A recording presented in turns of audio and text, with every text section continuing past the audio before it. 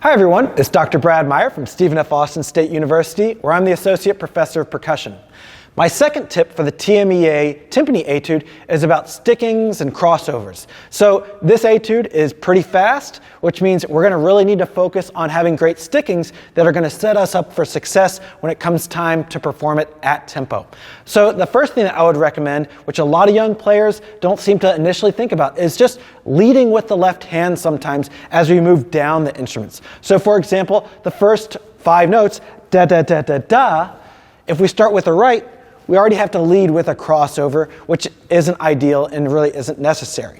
Now, the next note I should say, actually takes us down to this low G flat. So we do need to think about what stickings we're going to use. And you're going to see probably quite a few videos of different professors and instructors teaching this, and that's okay. Utilize whatever works best for you. So for me, I recommend leading with the left, ba ba ba ba ba, ba, and then using a crossover on these phrases. That allows me to be set and to come back up and to have the least amount of movement possible, so that gives me a great muscle memory.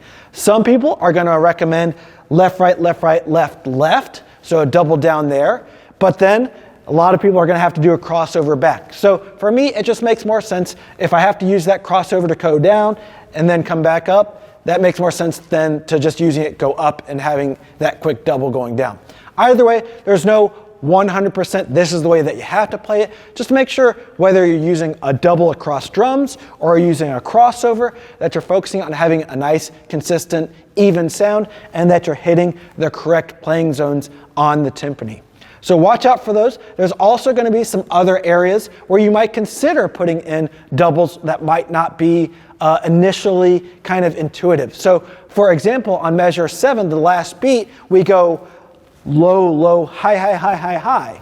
And we do this very quick. So it's 2 16th notes and 32nd notes. For me, because this is at such a soft volume, I actually recommend doing 2 lefts and then getting that right hand up there as opposed to going.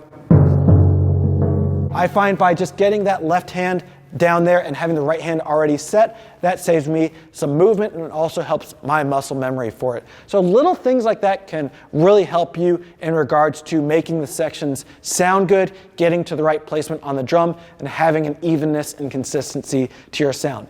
So if you want a lot of help on your stickings, go to my YouTube video of the timpani etude, slow it down using that little gear in the bottom right-hand corner of the YouTube video viewer, and slow it down to 50-40%, and mark in the stickings that I use so that you can at least have a good reference to start learning the piece for yourself.